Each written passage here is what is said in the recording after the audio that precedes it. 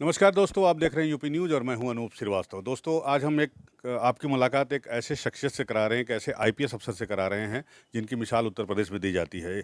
एक शानदार करियर रहा है, बेहतर पुलिसिंग का इनका शानदार ट्रैक रिकॉर्ड रहा है और उन्हें न सिर्फ गैलेंट्री अवार्ड जो पुलिस मेडल है वो मिला है, बल्कि गैलेंट्री अवार्ड से भी नवाजा गया है।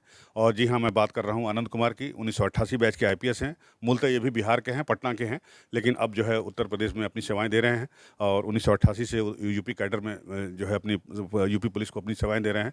तमाम जगहों पे काम किया है इन्होंने। 2017 में जो है एडीजी लाइन ऑर्डर रहे हैं यूपी के और अपना काम जो है उस दौरान उन्होंने बहुत बेहतरीन तरीके से अंजाम दिया था। उसके बाद से इन्हें सुधार के लिए जेल में विभाग का डीजी बनाया गया। कारागार प्रशासन और सुधार के डीजी हैं और फायर का भी इनका पास एक्स्ट्रा चार्ज है।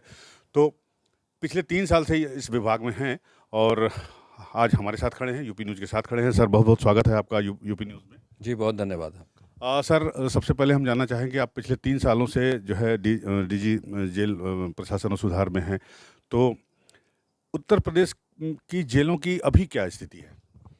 देखिए, उत्तर प्रदेश की जेलों में जहाँ तक व्यवस्था का सवाल है, उत्तर प्रदेश की जेलों में कानून का राज है। किसी प्रकार की अप्रिय घटना या कोई ऐसा तत्व जो जेल में है और वो समझता है कि जेल के तंत्र को जो नियम कानून है, जेल मैनुअल में जो प्रावधान है, उसको धता बता करके जेल से अगर वो कोई क्राइम कर लेगा तो वो गलतफहमी पाल रहा है। इस पर हम लोगों ने पिछले 3 वर्ष में सरकार की मंशा के अनुरूप प्रभावी अंकुश लगाया है।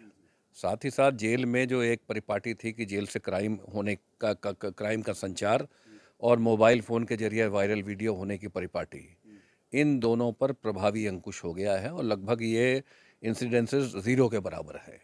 क्योंकि न केवल हम लोगों ने अपनी इच्छा शक्ति के माध्यम से इसको कंट्रोल किया है, अपितु कानून में परिवर्तन किया गया है। 1894 के प्रिजन्स एक्ट को में सेक्शन 42 और 43 में अमेंडमेंट किया गया है, उसको प्रभावी बनाया गया है। 3 से 5 साल तक की सज़ा का प्रावधान किया गया है यदि कोई इलेक्ट्रॉनिक डिवाइस जेल में किसी के पास पकड़ा जाता है। तो इन सब चेंजेस के माध्यम से सरकार की मंशा के अनुरूप जेलों की व्यवस्था इस समय काफ़ी सुचारू रूप से चल रही है, अप्रिय घटना कम है और ये जो मैं बात कह रहा हूँ, उसके आंकड़ों के साथ मैं इस बात को जस्टिफाई कर रहा हूँ। यदि आप एनसीआरबी का डेटा देखें विगत 3 वर्ष का, तो ये अपने आप में इस बात को स्पष्ट करता है कि बंदियों की संख्या यूपी में 1,18,000 से 1,20,000 के बीच में है, जो कि पूरे देश की बंदी आबादी के लगभग 25% है। उसके बावजूद जो आपके पैरामीटर्स होते हैं, जो जेल में जैसे जेल एस्केप हो गया, जेल में मर्डर हो गया, जेल में राइटिंग हो गई, जेल में और किसी प्रकार का मोबाइल से एक्सटॉर्शन। मोबाइल एक्सटॉर्शन हो गया, इस तरह के इंसिडेंसेस जो डॉक्यूमेंट होते हैं, एनसीआरबी का डेटा कहता है कि यूपी उसमें बहुत नीचे है। तो ये अपने आप में इस बात को स्पष्ट कर रहा है कि बंदी संख्या के अनुपात में जो रेट ऑफ आपके इंसिडेंसेस है, उसकी संख्या बहुत कम है। बहुत कम हुई है। सर, सिक्योरिटी के हिसाब से सिक्योरिटी को भी लेकर भी आप लोगों ने बहुत काम किया है जेल में, सीसीटीवी वगैरह और सब मोबाइल सर्विलांस वगैरह, उसके बारे में थोड़ा सा हमारे दर्शकों को बताइए। देखिए, पूरे देश में उत्तर प्रदेश पहला राज्य है जिसने आर्टिफिशियल इंटेलिजेंस के माध्यम से जेलों की सुरक्षा व्यवस्था को सुचारू किया है। मैं आपको यहाँ बता दूं कि लगभग 3300 कैमरा यूपी की 74 जेल में लगे हुए हैं, जो एक कॉमन प्लेटफॉर्म पे इंटीग्रेटेड है और यहाँ वीडियो वॉल बनी हुई है मुख्यालय पे, जिससे उसकी रियल टाइम मॉनिटरिंग होती है। साथ में हमारे पास जो हार्ड डिस्क है उसमें 1.5 महीने का स्टोरेज भी है। तो हम लोग रियल टाइम मॉनिटरिंग भी करते हैं और अगर कोई ऐसी घटना हो गई तो उसको हम रिट्रेस करके देख सकते हैं कि घटना किस प्रकार से हुई, कौन दोषी है, किसकी अकाउंटेबिलिटी बनती है। यानी पूरा सिस्टम पारदर्शी और फेयर है और इसका हमें लाभ मिल रहा है। तकनीक के माध्यम से जेलों में व्यवस्था बनाना हमारे लिए बहुत ही सुलभ हुआ है। एक उदाहरण मैं और देता हूँ आपको। कोविड काल में जब 2020 के आज तक भी कहा जाए कई फेजेस आए और कोविड काल में सोशल डिस्टेंसिंग थी या दवाइयों का वितरण था या अन्य कदम जो लिए गए, सफाई आदि की बात थी, सारी चीज़ों की मॉनिटरिंग हमारे वीडियो वॉल के माध्यम से हुई और नतीजा आपके सामने है कि बाकी अन्य प्रदेशों में बंदियों की भारी संख्या में डेथ हुई, लेकिन हमारी जेल में यद्यपि हमारे 1 लाख से अधिक बंदी थे, लेकिन हमारे कुल 9 बंदियों की डेथ हुई क्योंकि हम लोग समय रहते हमने कार्रवाई की। जो कोविड प्रोटोकॉल था उसको इन्फोर्स किया, और कोविड प्रोटोकॉल को न केवल एनफोर्स किया, उसको मॉनिटर भी किया वीडियो कॉल के बाद। आप लोगों ने उनको जो है जो वैक्सीन के डोजेस भी दिलवाए? जी, हमारे सारे बंदी वैक्सीनेटेड हैं, सारी डोज उनको लग चुकी है, और जो बूस्टर डोज थी या जिसको आप प्रिवेंटिव डोज कहते हैं, वो भी हमारे बंदियों को लग चुका है। सर एक सवाल लोग अक्सर पूछते हैं कि उत्तर प्रदेश में आपने अभी खुद ही बताया कि 1 लाख से ज़्यादा जो है वो कैदी हैं।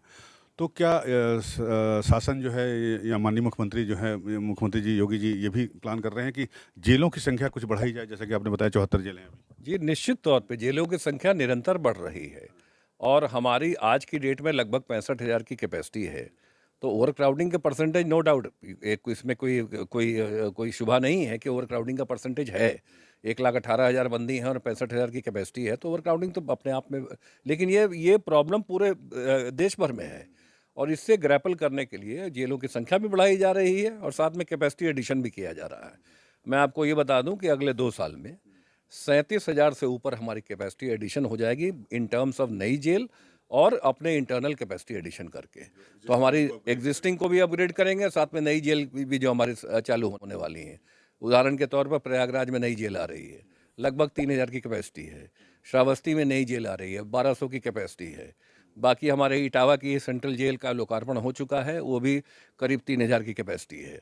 तो इस तरह से, और बाकी हम लोग ने एडिशनल बैरक्स बना के कई जेलों में अपनी कैपेसिटी को हम लगभग अगले 2 से 3 साल में स्टैगर्ड मैनर में 37,000 की कैपेसिटी हो जाएगी। तो 1 लाख हमारी लगभग कैपेसिटी आप मान के चलिए 1 लाख से अधिक होगी। आखिरी सवाल हम पूछना चाहेंगे सर। एक जेल है, डिस्ट्रिक्ट जेल आपका बड़ा चर्चित है, बांदा। बांदा में मुख्तार अंसारी बंद हैं, तो वहाँ पर सुरक्षा के को लेकर कुछ एक्स्ट्रा एफर्ट आपने किए हैं? और दूसरा सवाल उसके साथ जुड़ा हुआ है कि ऐसा सुनने में आया है कि मुख्तार की वजह से या जो भी वहाँ सिस्टम है उसकी वजह से कोई जल्दी वहाँ ज्वाइन करना नहीं चाहता, ऐसी ऐसी कोई बात?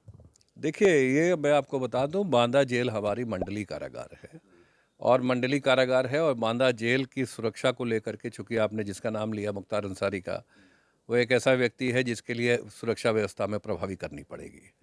लिहाजा हमारी सुरक्षा व्यवस्था 24 घंटे वहाँ सुचारू है, सीसीटीवी कैमरा के माध्यम से, मैन पावर के माध्यम से, और हम लोगों ने डिप्लॉयमेंट का पैटर्न वहाँ चेंज किया है। पूरे प्रदेश से वहाँ पर हमारे कर्मचारी लगाए जाते हैं, 1 महीने की ड्यूटी लगाई जाती है, वापस जाते हैं, जिससे कि किसी का कोई वेस्टेड इंटरेस्ट नहीं हो। तो एक चेक्स एंड बैलेंसेस के तहत और टेक्नोलॉजी का प्रयोग करते हुए बांदा जेल को सुसज्जित किया गया है।